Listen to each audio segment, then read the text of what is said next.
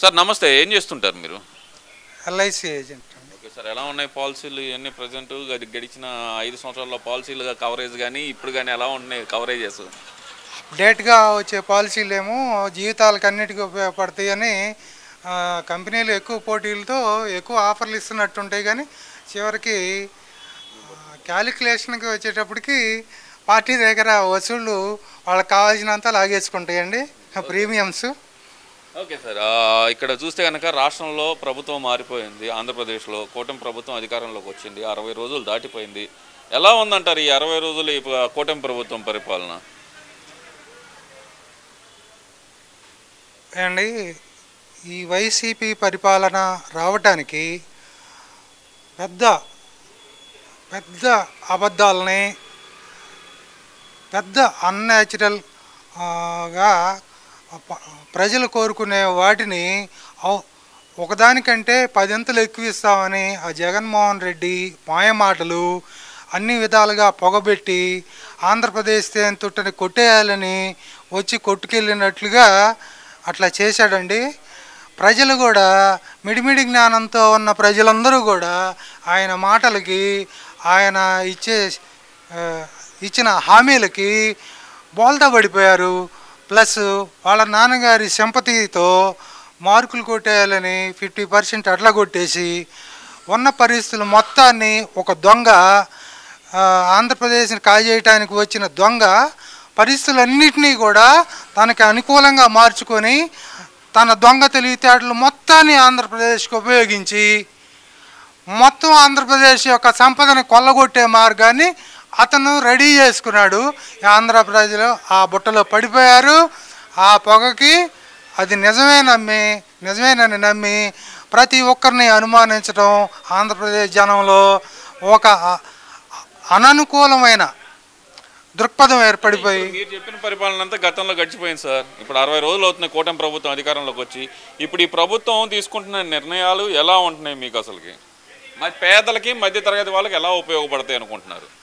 ఏమండి, పేదలనైనా మధ్యతరగతి వాళ్ళనైనా తండ్రి అనేవాడు ఒక రూల్గా పరిపాలించినప్పుడు ప్రజల్లో మధ్యతరగతి వ్యక్తుల్లో ఒక రూల్ అండ్ రెగ్యులేషన్ ఏర్పడి ఉంటుంది. ప్రతి సామాన్యుడు, ప్రతి ఎమ్మెల్యే, ప్రతి నాయకుడు ఆంధ్రాని కాజేయాలనే స్థితికి జగన్ ట్రైనింగ్లో వచ్చేసారు.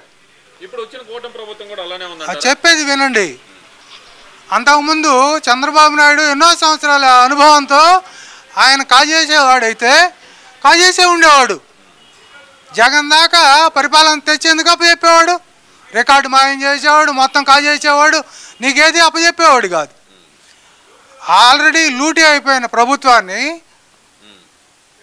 నువ్వు చంద్రబాబు నాయుడు వచ్చిన టైంలో నిలబెట్టి తన ఆంధ్రాని చూపించి మేము గెలిచి తర్వాత కాలానికి మేము ఎన్నో ఉద్యోగాలు ఇస్తామని, ఆంధ్రాని బాగు చేసుకుంటామని, చరిత్ర మళ్ళీ సృష్టిస్తామని ఆ రోజు కడతామంటే ప్రజలు అపవాదుల్ని నమ్మి అనుకూలమైన చంద్రబాబుకి అన్యాయం చేశారు. మరి ఇప్పుడు గెలిచారు కదా, ఇప్పుడు అవన్నీ చేయగలరా? ఇప్పుడు చంద్రబాబు నాయుడు గారు కూడా భారీ ఎత్తున హామీలు ఇచ్చారు, సూపర్ 6 అంటూ. అవన్నీ అమలు చేసే సామర్థ్యం చంద్రబాబు నాయుడు గారికి ఉందంటారా? గ్యారంటీగా ఉందండి. ఒక దొంగ, జగన్ అనే దొంగని నమ్మి అనేక మంది ఎమ్మెల్యేలను ఇచ్చిన ఆంధ్ర ప్రజలు చరిత్రని నాశనం చేశారు. ఆంధ్ర ప్రజలలో కూడా వైనం లేకుండా పోయింది. కాబట్టి ఆంధ్ర ప్రజలు ఇప్పుడైనా మేల్కొని ఆ అరాచకమైన శక్తులన్నింటినీ జగన్ కంటే ఎక్కువ సంపాదించాలనే ఉద్దేశంతో అనేక మంది ఎమ్మెల్యేలు ఆయన కంటే ఎక్కువ మార్గాలు వెతికి ఆంధ్రాని లూటీ చేసి ఉన్నారు. ఆంధ్ర లూటీ చేసిన ఎమ్మెల్యేలు మొత్తం యొక్క భూభాగవతాలు కానీ, కబ్జాలు కానీ, అత్యాచారాలు కానీ, వాళ్ళు దాచిపెట్టుకున్న డబ్బు కానీ మొత్తాన్ని తీసి ఆంధ్ర ప్రజల ముందు పెట్టి ఈ కూటమి ప్రభుత్వం మొత్తం డబ్బుని నిగ్గు చేయాల్సిందే. మీరు ఇచ్చే ప్రభుత్వం కొత్తగా ఇచ్చే విధానాలని కరెక్ట్గా మీరు ఇంప్లిమెంట్ చేయాల్సిందే. డబ్బును తవ్వండి, తీయండి, ప్రజలకు పంచండి. మీకు చేత అయితే ఇప్పుడు వచ్చిన ఎమ్మెల్యేలు కూడా, ఇప్పుడు వచ్చిన కూటమి ప్రభుత్వం కూడా మీరు నిరూపించుకోవాల్సిన స్థితి వచ్చింది. ఇప్పుడు తవ్వగల సామర్థ్యం ఏదైతే కనుక ఎవరైతే కబ్జా కోర్లు ఉన్నారో, ఎవరైతే కనుక మీరు అన్నట్టు లూటీ వాళ్ళు ఉన్నారో వాళ్ళందరినీ తవ్వి తీయగల సామర్థ్యం చంద్రబాబు నాయుడు గారికి ఉందంటారా? చంద్రబాబు నాయుడుకి ఉంది, ఎమ్మెల్యేలకు ఉంది, ప్రజలు కూడా పూర్తిగా అవగాహనగా ఈ ఎమ్మెల్యేలు కానీ దొంగలు కానీ ఈ గంజాయి స్మగ్లర్లు కానీ ఎక్కడ దొంగతనం జరుగుతున్నా పూర్తిగా గవర్నమెంట్కి మీరు సహకరించి ప్రజలందరూ కూడా ముందుకు వచ్చి తెలుగుదేశం కార్యకర్తలే కాదు, కూటమి ప్రజలే కాదు, ప్రజలు మీ సొమ్ము అనుకొని మొత్తాన్ని పట్టించి ఈ గవర్నమెంట్కి సహకరించండి. ప్రతిదీ చేయకపోతే గవర్నమెంట్ని నిలదీయండి. అంటే ఇప్పుడు జగన్మోహన్ రెడ్డి పదే మొన్న ఎలక్షన్ల టైంలో కూడా వైనాట్ 175 అనేటప్పుడు కూడా ఆయన చెప్పింది ఏంటంటే, నేను పేదలకి పెత్తందారులకి మధ్య యుద్ధం, నేను పేదల పక్షాన ఉన్నాను, నేను పేదల కోసం 2,71,000 కోట్లు బటన్ నొక్కి పంచాను అని చెప్తున్నారు కదా. నిజంగానే పంచారంటారు? 2,71,000 కోట్లు కనుక ఆయన పంచితే 11 సీట్లకు ఎందుకు పరిమితం అయ్యాడు అనుకుంటున్నారు అండి? మీరు విలేకరి ప్రజల్లో తిరిగి అనుభవాన్ని గడించిన వారు, కష్టనిష్ఠూరాలు తెలుసుకున్నవారు. ఆ జగను పాదయాత్ర చేసి వాళ్ళ నాన్న నుంచి వచ్చే అధికారాన్ని మాత్రమే కోరుకున్నాడు. ఆంధ్రాని ఎలా కాజేయాలో, తన ఆస్తులను ఎలా కాపాడుకోవాలో, తన కేసుల నుంచి ఎలా బయటపడాలో వాటన్నిటినీ అడ్డా చేసుకొని ఆంధ్ర చరిత్రని మారేడు చేసేసి ఈ పూట నువ్వు 100 రకాల వల్లె వేస్తే ఆంధ్ర ప్రజలు పిచ్చివాళ్ళు అయ్యన్నా నమ్మాలి. వాడి పిచ్చితనాన్ని వీళ్ళందరూ ఎక్కించుకోనన్నా వీళ్ళు పిచ్చాళ్ళు అయిపోయన్నా ఉండాలి. నేను మంచి చేసినా నేను ఎందుకు ఓడిపోయానో నాకు అర్థం కావట్లేదు అంటున్నాడుగా మరి జగన్మోహన్ రెడ్డి. అరే దొంగనే 10 రకాలుగా నమ్మిన ఆంధ్ర జనము గెలిపించారు. మీరు ఇంకా బయటికి రాలేదు, సత్యం వైపు రాలేదు, మిమ్మల్ని మీరు తెలుసుకోవట్లేదు.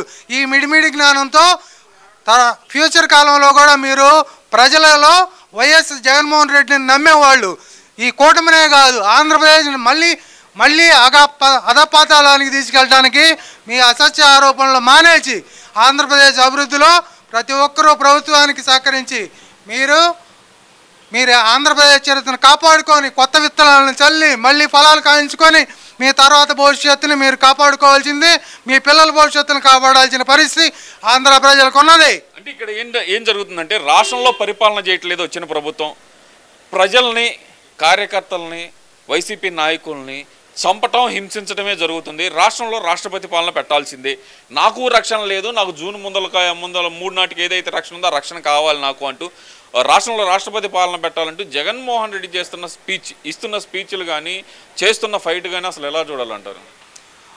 ఒక ఇంటికి దొంగతనానికి వచ్చిన దొంగలు ఇల్లు మొత్తాన్ని నాశనం చేస్తే ఆ కుటుంబం మళ్ళీ రికవర్ అవ్వాలంటే ఎన్ని సంవత్సరాలు పడుతుంది? పోయిన డబ్బు రికవర్ అవ్వాలా? వాడి కుటుంబానికి అన్నం దొరకాలా? మానసిక వ్యధ ఉంటుందా?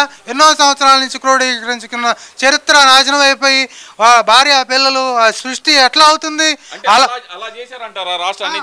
అలానే లూటీ చేసి ప్రజలు కట్టిన అనేక ట్యాక్సులు, ప్రజలు చూపించిన ఇన్కము కింద నుంచి దోచుకున్నదంతా ఇదంతా ఏమైపోయింది? దీనికి కాకుండా నువ్వు 10-12 లక్షల రూపాయల 10 లక్షల కోట్ల అప్పులు తీసుకొచ్చావు. ఈ మొత్తంలో నుంచి నువ్వు ఎంత పంచావు, ఎంత చేసావు? నీ దగ్గర నుంచి నీవు కానీ నీ భారతి కానీ 1 కోటి రూపాయలు ఏ రోజైనా నా ఆస్తిలో నుంచి నేను ఇస్తున్నా అని ఒక్క దానం చేసిన రూపేణ ఉందా? కరోనా టైంలో కూడా మీరు ఎంతోమంది ప్రజలు బయటకు వచ్చి పేద ప్రజలకు అన్నం పెడుతుంటే వాళ్ళ దగ్గరికి అన్నం పెట్టకూడదు ఎవరని అన్నం పెట్టే వాళ్ళని కూడా నోటికాడి నుంచి ముద్ద లాగేసిన ప్రభుత్వం, నీతి లేని ప్రభుత్వం, ధర్మం లేని ప్రభుత్వం, విచక్షణ లేని ప్రభుత్వం, పోలీసులతో కొట్టించి అన్నం పెట్టే వాళ్ళని కూడా లాగి బయట బారేయించిన పద్ధతి ఈ అరాజక ప్రభుత్వానికి, వైఎస్ జగన్ ప్రభుత్వానికి ఉంది. జగన్ ప్రభుత్వంలో అంతా పీడ మాత్రమే జరిగింది. ఈ పీడను తలుచుకుంటా ప్రజలందరూ మళ్ళీ అభివృద్ధిలోకి పోవాలంటే చాలా కష్టం. కాబట్టి ప్రజలందరూ సహకరించి కూటమి ప్రభుత్వానికి, ఈ ప్రభుత్వం మీద అనుకోండి, ఈ ఆంధ్ర మీద అనుకోండి, ఈ డెవలప్మెంట్ కోసం కృషి చేయండి, దొంగలను పట్టించండి, ఆంధ్రప్రదేశ్ ప్రభుత్వానికి అప్పచెప్పండి. ఆంధ్రప్రదేశ్ ప్రభుత్వం ఏ చర్య తీసుకోకపోతే ధ్వజమెత్తండి, ప్రజలు తిరగబడండి, ఈ ప్రభుత్వానికి సహకరించండి, అడగండి, దొంగలను పట్టించండి, మీ ఆస్తుల్ని మీరు కాపాడుకోండి, సంపదని సృష్టించండి. మళ్ళీ ఆంధ్ర ప్రజలు మీ పిల్లల భవిష్యత్తుని మీరే రాసుకోవాలి, చరిత్రను కొత్తగా రాసుకోవాలి. ఇట్లాంటి పీడగా ప్రవర్తించే ఏ ముఖ్యమంత్రిని ముందు ముందు జగన్ లాంటి మంత్రిని ఎవరిని ఈ ఆంధ్రప్రదేశ్లో తిరగనేయద్దు. ఆంధ్రప్రదేశ్లో ముందున్న ఎమ్మెల్యేలు దొరికిన వాళ్ళు తప్పు చేశారంటే పట్టుకొని కొట్టండి అంతే. ఇది నా సామాన్యుడిగా ప్రజలకి నేను ఇచ్చే స్లోగాన్ అంతే. Thank you.